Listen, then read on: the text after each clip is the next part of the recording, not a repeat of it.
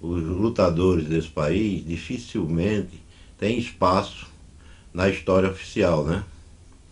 Se não é um grupo como o de vocês, do Memória Popular, de muito tempo que vem contribuindo, juntando, pegando a dificuldade que vocês têm de fazer isso, e nós não teríamos condições de levantar a memória desses lutadores, entre os quais Rubens é um, né?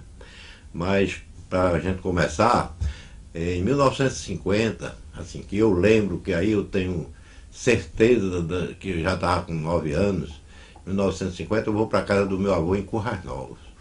E as famílias naquele tempo eram muito integradas, havia essa relação, né? Tanto dos meus tios que iam para minha casa, como dos netos que iam para a casa do avô.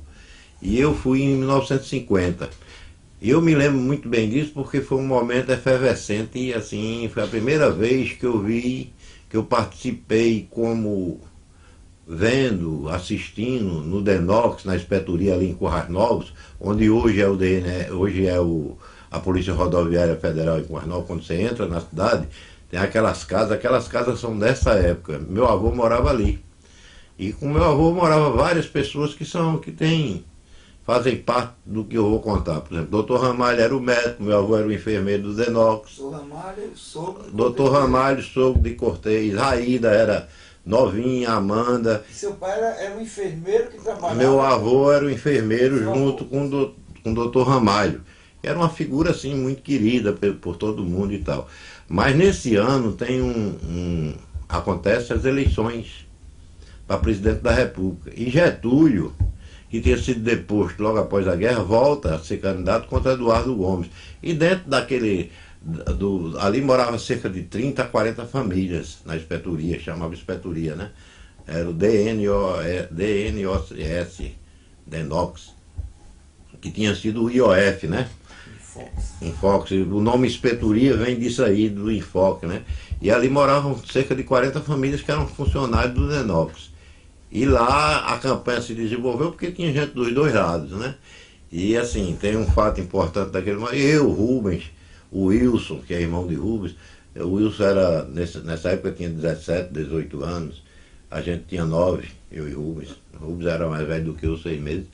E participamos dessa coisa da campanha, torcendo, né, pelo lado. Como meu avô era getulista, era do pessoal mais ligado ao nacionalismo, a questão das lutas pela Petrobras, por Volta Redonda, as grandes estruturas, a FENEME, esses negócios todinhos faziam parte daquele momento. E eu me lembro do fato que, assim, que ainda hoje eu lembro, a primeira vez, um senhor que trabalhava nas oficinas da inspetoria do Denox, era um cara muito inteligente e pegou a moeda de 50 centavos que tinha a esfinge de Getúlio. Ele corta, na oficina do Denox, ele corta aquela moeda, o lado do retrato de Getúlio, e faz o primeiro broche. Primeiro broche, solda um negocinho atrás e a gente usava o broche de Getúlio, porque como tinha o grupo getulista e tinha o grupo ligado ao UDN, à direita, né, naquela época, a extrema direita desse país, ligada ao Eduardo Gomes. Getúlio ganha as eleições, então assim, a minha primeira motivação, assim, junto com Rubens, de um fato político, foi essa eleição de 50, né? E daí, depois, lá na frente, eu e Rubens estudamos em Garanhuns, juntos, eu, Rubens, Ruth, irmã de Rubens, e minha irmã, Zenete, estudamos em Garanhuns, no Colégio 15 de Novembro. E Rubens já era assim, o Rubens tinha uma inteligência, era reconhecida pela família, né, como um cara muito inteligente naquele momento e tal. Sempre com uma fala fácil. Falava fácil, era poeta, cantava bem, gostava de música popular já naquela época, né, música popular brasileira. Aí estudamos junto em Garanhuns em 1954.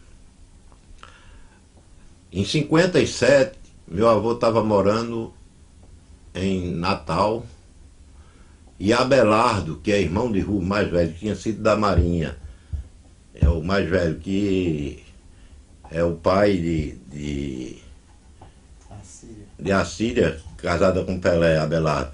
Abelardo, na verdade, é o pai político nosso.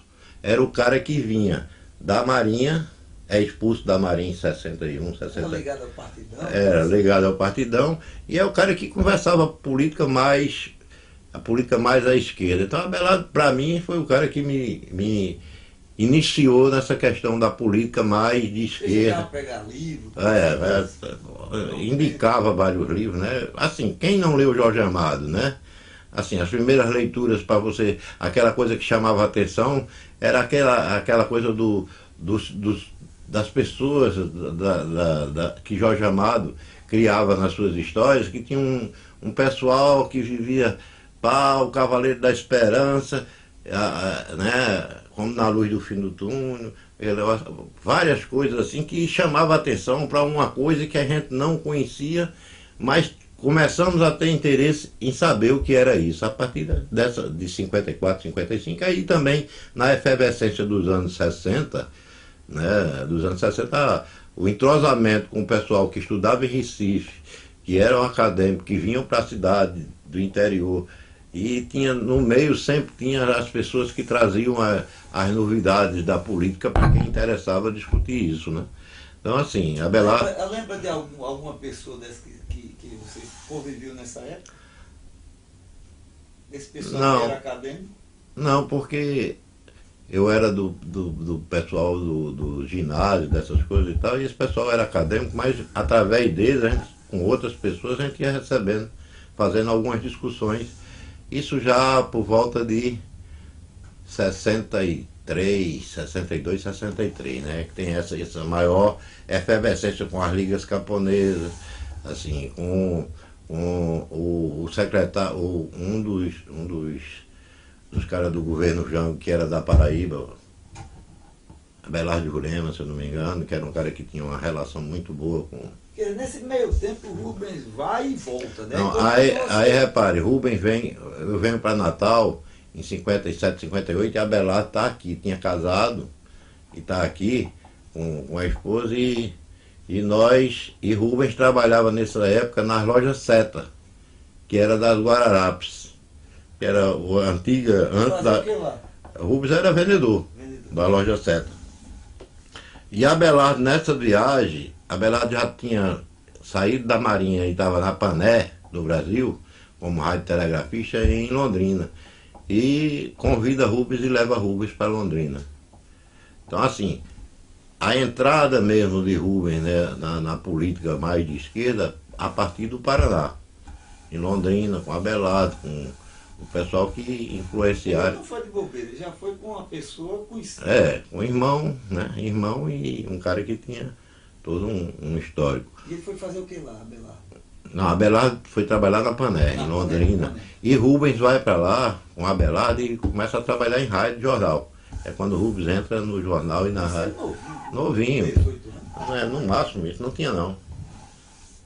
Isso é por volta de 58, 57. Acho que não tinha não. Estava com 17 anos por aí, né? 17 e tal. E Rubens vai para Londrina. E lá Rubens se estabelece, entra nas rádios, começa a ficar famoso como radialista, jornalista, de vários jornais ali. E no golpe de 64 ele casa lá. A primeira mulher de Rubens é descendente de italiana, a Leninha, né? Com ela ele teve 3 filhos, Marcos, Maiá, Lucinha e o terceiro, que está lá em Londrina, né? Ele vem para Natal após o golpe de 64. Já porque teve um problema lá com a rádio. Foi preso aquele negócio todo, e o Wilson tinha sido preso em Mato Grosso. O irmão dele é preso em Mato Grosso por participar dos movimentos camponeses e tal, aquela coisa, né?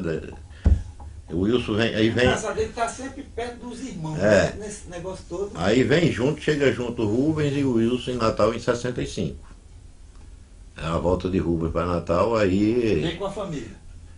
Nesse momento ele vem com a família e vão para a casa da minha avó, e já estava viúva, então morava ali na 5. E a gente volta a ter um relacionamento muito grande, aí já Aí político. você já continuava mexendo com Já político, não, aí é aquela coisa, depois do golpe, quem conseguiu escapar de ser preso e papapá ficou naquela de dificilmente conversava com alguém, né? Aqui em Natal tinha 2 pessoas que eu conversava. Um era um cara que tinha vindo de São Paulo, que era operário lá em São Paulo e aqui vendia joias. E era um cara que tinha uma posição, tinha participado do movimento de São Paulo, daquelas coisas todas, e a gente conversava muito. Genival, era um vendedorzinho de joia que andava com uma pasta na mão e tal. E aí houve um comício em Natal, que eu acho que a história, quem conhece a história deve lembrar, que veio Mário Covas, veio Ulisses Guimarães, veio grandes nomes da política do MDB, que foi lá no Alecrim. Né? Que anos? Anos 66, 60, por aí. Em plena ditadura, porque o MDB era o partido de oposição, estava todo mundo ali. Por exemplo, nós que tínhamos um princípio de esquerda só votávamos nos partidos no MDB. Tinha os candidatos, né? Tinha as pessoas que eram interessantes. Odilon Ribeiro, Coutinho, Roberto Furtado, doutor Hermano Paiva lá de Macau. Eram pessoas com quem você tinha, assim, certeza de que estava votando ali por uma opção mais parecida com o que você imaginava. Aí a partir daí, desse comício, há um entrosamento. Na Praça Gentil Ferreira.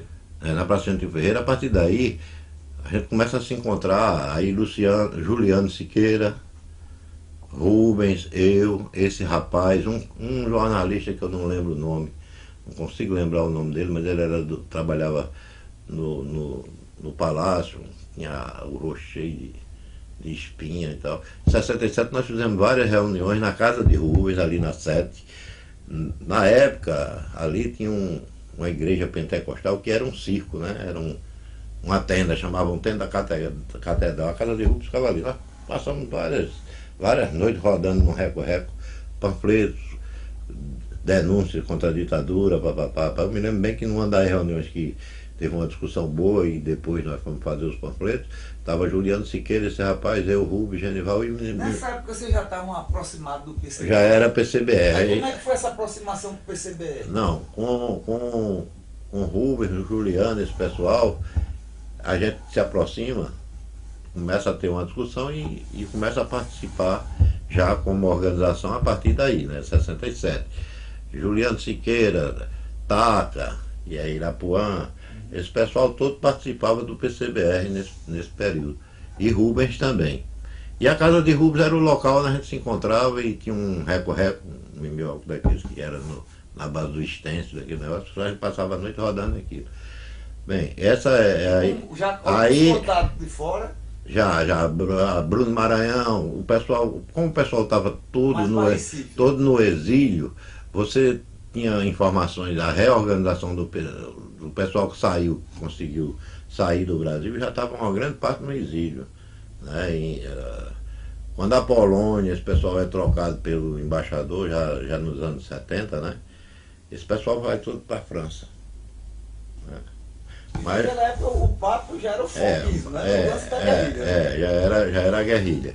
Né? Já era uma discussão da luta armada. Tem uma coisa assim, que algumas pessoas não entendem, mas eu acho que ninguém conseguiu resumir melhor do que Crispiniano o que era a luta armada. Num famoso poema de Crispiniano, que ele ainda não terminou, que é a Coluna Prestes, ele diz assim, que o papel da ternura era tão duro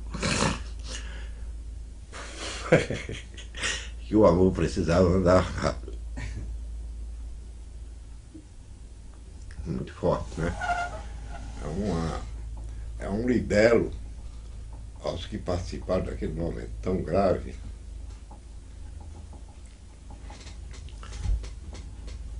Muitos ficaram no caminho, morreram.